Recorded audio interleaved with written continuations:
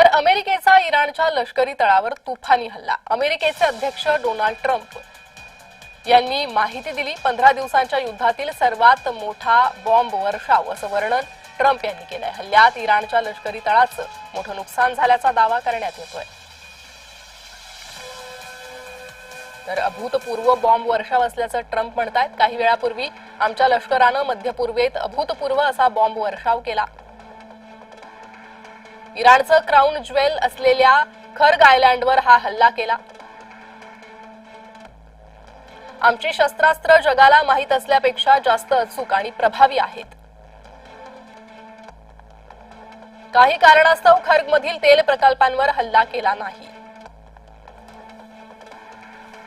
होर्मुझ सामुद्रधुनीत काही अडथळा केला तर खर्गच्या तेल प्रकल्पांनाही सोडणार नाही।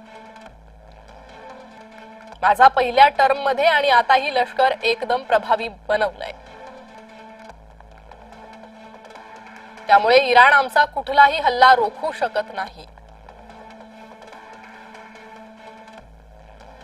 इराणकडे कधीच अण्वस्त्र नव्हती आणि आताही नाहीत। ते अमेरिकेला धमकावू शकत नाहीत। खामेनी राजवटीतील लोकांना शस्त्र खाली ठेवावीत आणि उरलं सुरलं इराण वाचवावं हेच बरं राहील, असं ट्रम्प यांनी म्हटलंय।